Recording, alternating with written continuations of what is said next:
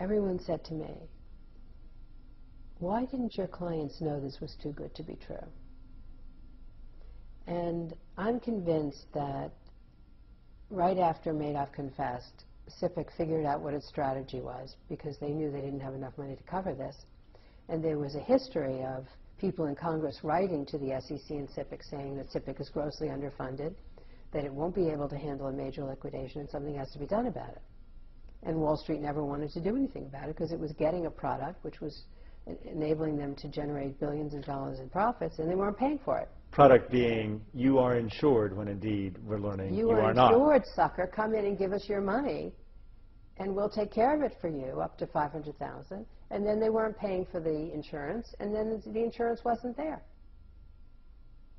In fact, if I'm Merrill Lynch, what do I pay a year for? How does it work for SIPC insurance? Is it $150 a year. For the entire brokerage or for each client? $150 a year. For 19 years, Goldman Sachs, Merrill Lynch, Solomon Smith Barney, $150 per year for the tens of thousands of accounts that they had, up to $500,000. Now, was that too good to be true? Do you think anyone on Wall Street thought maybe we should be paying a little bit more if we're supposed to be funding insurance? Are you telling me that, because I need to look into this, but are you telling me that right now, that it's $150 for every brokerage in operation right now in the United States? No, for the past 19 years, that's what it was. And then? It was changed April 1st, 2009 to 0.25% of operating revenues.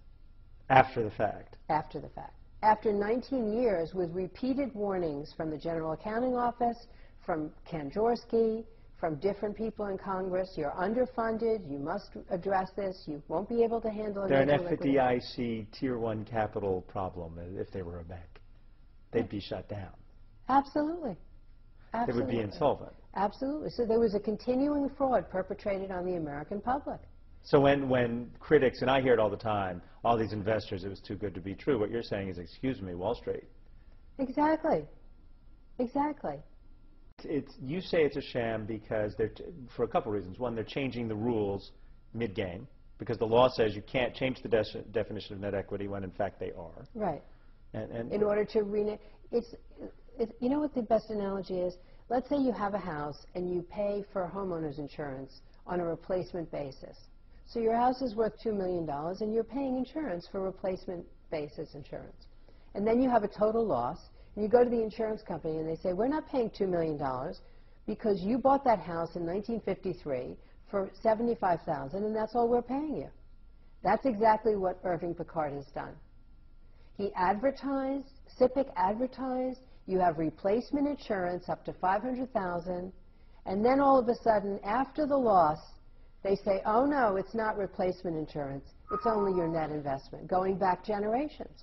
One of the key issues that the courts will ultimately decide is net equity on day one when you go in, or is it on the last day when whatever happens?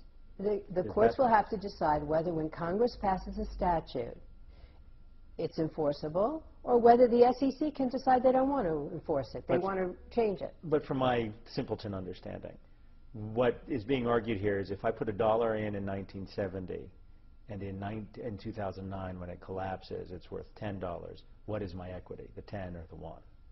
Well, Picard's saying the 1. Picard's saying it's 1, because that eliminates half of the Madoff victims as people who are entitled to SIPC insurance. That's why he's doing this. He's simply saving SIPC money.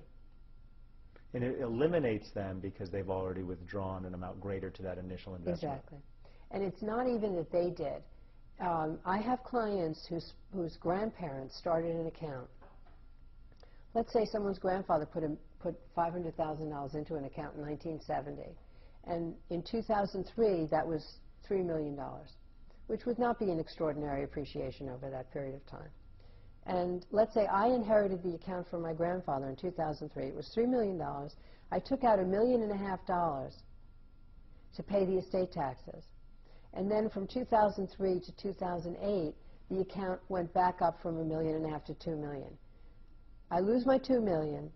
I have no SIPC insurance. Because you withdrew the 1.5. Exactly. And Picard's going to come after you for the 1. And Picard says to me, pay back $1 million because you have a negative net equity of $1 million. And that's what happens if you follow the law and if you invest through an SEC-regulated broker-dealer